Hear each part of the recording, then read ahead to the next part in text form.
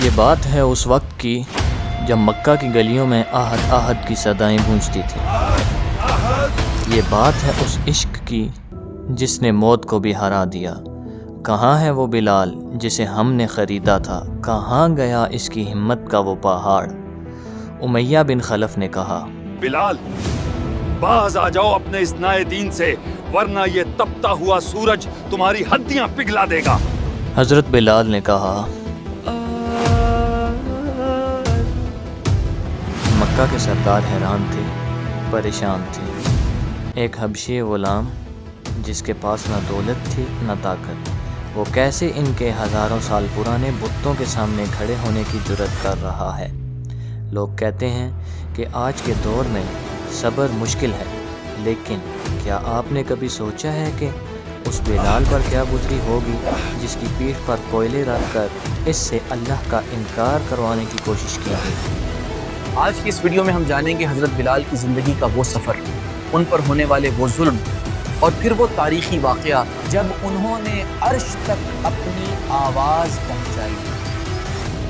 حضرت بلال ابن رباح رضی اللہ تعالی عنہ حبشہ سے تعلق رکھتے تھے۔ وہ امی بن خلف کے غلام تھے۔ جب انہیں اسلام کی دعوت ملی، انہوں نے اسے فوراً قبول کر لیا، مگر اس زمانے میں ایک غلام کا مسلمان ہونا اپنی موت کو دعوت دینا تھا۔ امیہ بن خلف حضرت بلال کو دھوپ میں ننگا لٹا دیتا تھا۔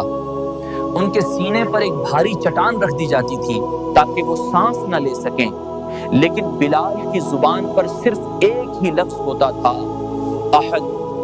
ایک مرتبہ حضرت ابو بکر صدیق رضی اللہ تعالی عنہ وہاں سے گزرے۔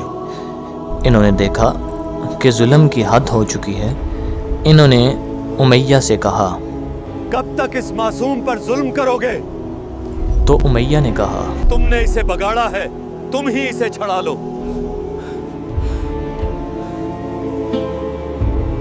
حضرت ابو بکر صدیق نے انہیں ایک مہنگی قیمت دے کر آزاد کروا لیا۔ حضرت عمر رضی اللہ تعالی عنہ فرمایا کرتے تھے کہ ابو بکر ہمارے سردار ہیں اور انہوں نے ہمارے سردار بلال کو آزاد کیا۔ حضرت بلال صرف ایک غلام نہیں تھے، وہ اللہ کے رسول صلی اللہ علیہ وآلہ وسلم کے رازداں اور پہلے مؤذن بننے والے تھے۔ قرآن میں اللہ تعالیٰ فرماتا ہے، بے شک اللہ کے نزدیک تم میں سب سے زیادہ عزت والا وہ ہے جو زیادہ متقی ہے۔ حضرت بلال نے یہ ثابت کیا کہ رنگ اور نسل کی کوئی اہمیت نہیں، صرف تقوی کی اہمیت ہے۔ رسول اللہ صلی اللہ علیہ وآلہ وسلم نے فرمایا، بلال، میں نے جنت میں اپنے آگے تمہارے قدموں کی آہٹ سنی ہے۔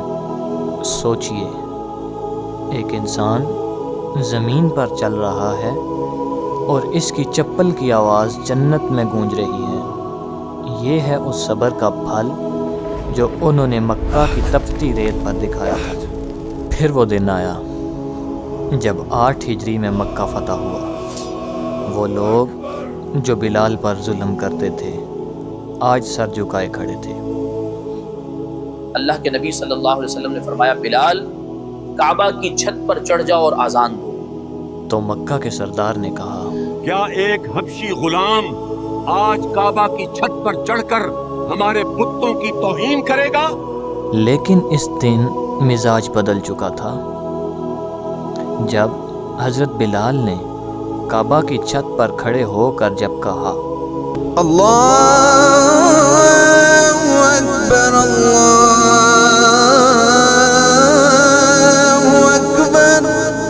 تو پورا مکہ لرز گیا۔ وہ آواز صرف ایک پکار نہیں تھی، وہ 13 سال کے ظلم کا جواب تھی۔ رسول اللہ صلی اللہ علیہ وآلہ وسلم کے پردہ فرمانے کے بعد حضرت بلال اتنے غمزدہ ہوئے کہ ان سے مدینہ میں رہنا مشکل ہو گیا۔ انہوں نے اذان دینا چھوڑ دی، کیونکہ جب وہ یہاں پہنچتے، اشہد ان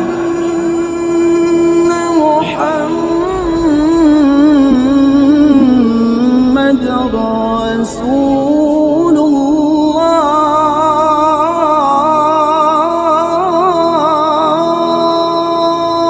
کا دم گھٹنے لگتا اور وہ رو دیتے۔ سال بیت گئے۔ ایک بار وہ مدینہ آئے۔